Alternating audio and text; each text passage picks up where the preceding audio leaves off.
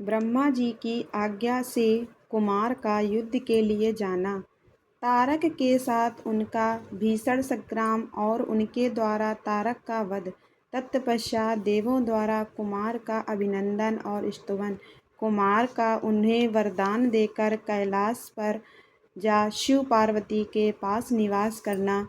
तब ब्रह्मा जी ने कहा, शंकर सुवन स्वामी कार्तिक तुम तो देवादिदेव और पार्वती सुत विष्णु और तारकासुर का यह व्यर्थ युद्ध शोभा नहीं दे रहा है, क्योंकि विष्णु के हाथों इस तारक की मृत्यु नहीं होगी। यह मुझसे वरदान पाकर अत्यंत बलवान हो गया है। यह मैं बिल्कुल सत्य बात कह रहा हूँ। पार्वती नंदन, तुम्हारे अतिरिक्त इस पापी को मारने वाला दूसरा कोई नहीं है, इसलिए महाप्रभु तुम्हें मेरे कथानुसार ही करना चाहिए। परतपर तुम शीघ्र ही उस दैत्य का वध करने के लिए तैयार हो जाओ, क्योंकि पार्वती पुत्र तारका का संहार करने के निमित्त ही तुम शंकर से उत्पन्न हुए हो।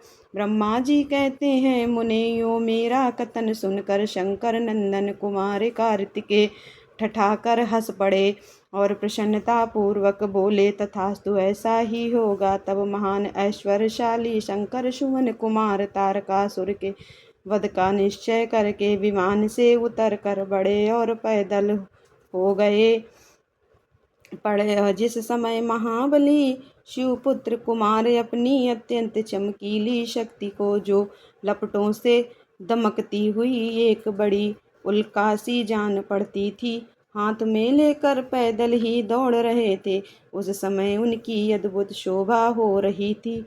उनके मन में तनिक भी व्याकुलता नहीं थी। वे परम प्रचंड और अप्रमेय बलशाली थे। उन्हें षण्मुख को अपनी ओर आते देख तारक सुर श्रेष्ठ से बोला, क्या शत्रुओं का संहार करने वाला कुमार यही है?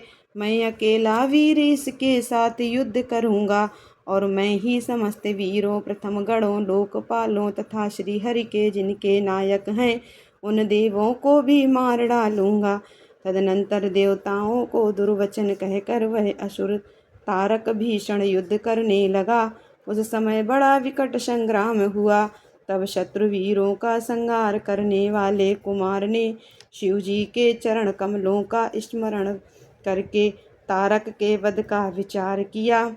फिर तो महातेजस्वी एवं महाबली कुमार रोषावेश में आकर गर्जना करने लगे और बहुत बड़ी सेना के साथ युद्ध के लिए डटकर खड़े हो गए।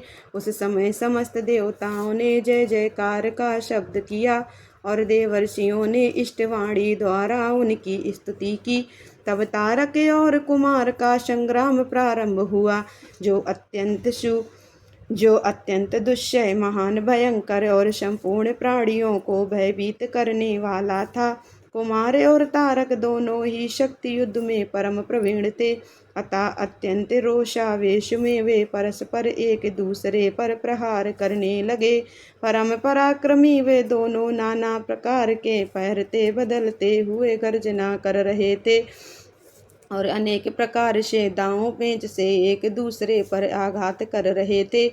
उस समय देवता, गंधर्व और किन्नर सभी चुपचाप खड़े होकर वह दृश्य देखते रहे। उन्हें परम विस्मय हुआ, यहाँ तक कि वायु का चलना बंद हो गया, सूर्य की प्रभा फीकी पड़ गई और पर्वत एवं वन कानों सहित सारी पृथ्वी कांप उठी। इसी अवसर पर हिमालय आदि पर्वत सेना ही से स्नेहाभिभूत होकर कुमार की रक्षा के लिए वहां आए। तब उन सभी पर्वतों को भयभीत देखकर शंकर एवं गिरिजा के पुत्र कुमार उन्हें सांत्वना देते हुए बोले। कुमार ने कहा, महाभाग पर्वतों, तुम लोग खेद मत करो। तुम्हें किसी प्रकार की चिंता नहीं करनी चाहिए। मैं आज तुम सब लोगों की आँखों के सामने ही इस पापी का काम तमाम कर दूंगा। यों उन पर्वतों तथा देवगणों को ढांढस बंधा कर कुमार ने गिरिजा और शंभु को प्रणाम किया तथा अपनी कांतिमती शक्ति को हाथ में लिया। शंभुपुत्र कुमार महाबली तथा महान ऐश्वर्यशाली तो थे ही। जब उन्होंने तारका का वध करने की इच्छा से शक्ति हाथ में ली, उस समय उनकी अद्भुत शोभा हुई। तदनंतर शंकर जी के तेज से संपन्न कुमार ने उस शक्ति से तारकासुर पर, जो समस्त लोकों को कष्ट देने वाला था, प्रहार किया। उस शक्ति के आघात से तारकासुर के सभी अंग छिन्न भिन्न हो गए और संपूर्ण असुरगणों का अधिपति वह महावीर सहसा धराशायी हो गया। उन्हें सबके देखते देखते वही कुमार द्वारा मारे गए तारक के प्राण पखेरु उड़ गए। उस उत्कृष्ट वीर तारक को महासमर में प्राण रहित होकर गिरा हुआ देखकर वीर कुमार ने पुनः उस पर वार नहीं किया। उस महाबली दैत्यराज तारक के मारे जाने पर देवताओं ने बहुत से असुरों को मौत के घाटे उतार दिया। उस युद्ध में कुछ असुरों ने भयभीत होकर हाथ जोड़ लिए, कुछ शरीर छिन्न भिन्न हो गए और हजारों दैत्य मृत्यु के अतिथि बन गए।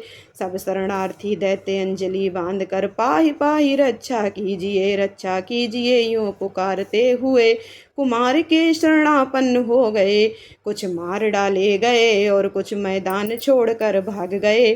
सहस्त्रों दैत्य जीवन की आशा से भागकर पाताल में घुस गए। उन सब की आशाएं भग्न हो गई थीं और मुख पर दीनता छाई हुई थी। मुनीश्वर, इस प्रकार वह सारी दैत्य सेना विनष्ट हो गई। देवगणों के भय से कोई भी वहां ठहर ना सका। उस दुरात्मा तारक के मारे जाने पर सभी लोग निष्कंटक हो गए और इंद्र आदि सभी देवता आनंद मग्न हो गए। यूं कुमार को विजयी देखकर एक साथ ही संपूर्ण देवताओं तथा त्रिलोकी के समस्त प्राणियों को महान आनंद प्राप्त हुआ। उस समय भगवान शंकर भी कार्तिकेय की विजय का समाचार पाकर प्रसन्नता से भर गए और पार्वती जी के साथ गणों से घिरे हुए वहां पधारे। तब जिनके हृदय में स्नेह समाता नहीं था, वे पार्वती जी परम प्रेम पूर्वक सूर्य के समान तेजस्वी अपने पुत्र कुमार को अपनी गोद में लेकर लाड़ प्यार करने लगी। उसी अवसर पर अपने पुत्रों से घिरे हुए हिमालय ने बंधु बांधवों तथा अनुयायियों के साथ आकर शंभु, पार्वती और गुह का स्तवन किया। तत्पश्चात संपूर्ण देवगण, मुनिसिद्ध और चारणों ने शिवनंदन कुमार शंभु और परम प्रसन्न हुई पार्वती की स्तुति की। उस समय उपदेवों ने बहुत बड़ी पुष्प वर्षा की। सभी प्रकार के बाजे बजने लगे। विशेष रूप से जय जयकार और नमस्कार के शब्द बारंबार उच्च स्वर से गूंजने लगे। उस समय वहां एक महान विजयोत्सव मनाया गया, जिसमें कीर्तन की विशेषता थी और वह स्थान गाने बजाने के शब्द का अधिकाधिक ब्रह्मघोष से व्याप्त था। मुने समस्त देवगणों ने प्रसन्नता पूर्वक गा बजा कर तथा हाथ जोड़कर भगवान जगन्नाथ की स्तुति की। तत्पश्चात सबसे प्रशंसित तथा अपने गणों से घिरे हुए भगवान रुद्र जगत जननी भवानी के साथ अपने निवास स्थान कैलाश पर्वत को चले गए। इधर तारक को मारा गया देखकर सभी देवताओं तथा अन्य समस्त प्राणियों के चेहरे पर हंसी खेलने लगी। वे भक्ति पूर्वक शंकर सुवन कुमार की स्तुति करने लगे। देव तुम दानव श्रेष्ठ तारका का हनन करने वाले हो, तुम्हें नमस्कार है। शंकर नंदन तुम बाणासुर के प्राणों का अपहरण करने वाले तथा प्रलंबासुर के विनाशक हो। तुम्हारा स्वरूप परम पवित्र है, तुम्हें हमारा अभिवादन है। ब्रह्मा जी कहते हैं, मुने जब विष्णु आदि देवताओं ने इस प्रकार कुमार का स्तवन किया, तब उन प्रभु ने सभी देवों को क्रमशः नया नया वर प्रदान किया। तत्पश्चात पर्वतों को स्तुति करते देखकर वे शंकर तनय परम प्रसन्न हुए। और उन्हें वर देते हुए बोले, इस कंधे कहा, भूधरो, तुम सभी पर्वत तपस्वियों द्वारा पूजनीय तथा कर्मठ और ज्ञानियों के लिए सेवनीय होगे। ये जो मेरे मातामह ये जो मेरे मातामह नाना पर्वत श्रेष्ठ हिमवान हैं, ये महाभाग आज से तपस्वियों के लिए फलदाता होंगे। तब देवता बोले, कुमार, यूं यूं असुरराज तारक को मार कर तथा देवों को वर प्रदान करके तुमने हम सबको तथा चराचर जगत को सुखी कर दिया। अब तुम्हें परम प्रसन्नता पूर्वक अपने माता पिता पार्वती और शंकर का दर्शन करने के लिए शिव के निवास भूत कैलाश पर चलना चाहिए।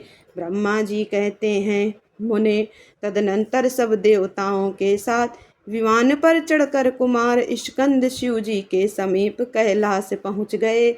उस समय शिवा ने बड़ा आनंद मनाया। देवताओं ने शिव जी की स्तुति की। शिव जी ने उन्हें वरदान तथा अभयदान देकर विदा किया। मुने, उस अवसर पर देवताओं को परम आनंद प्राप्त हुआ। वे शिव पार्वती तथा शंकर नंदन कुमार के रमणीय यश का बखान करते हुए अपने अपने लोक को चले गए। इधर परमेश्वर शिव भी शिवा कुमार तथा गणों के साथ आनंद पूर्वक उस पर्वत पर निवास करने लगे। मुने, इस प्रकार जो शिव भक्ति से ओतप्रोत सुखदायक एवं दिव्य है, कुमार का वह सारा चरित्र मैंने तुमसे वर्णन कर दिया। अब और क्या सुनना चाहते हो?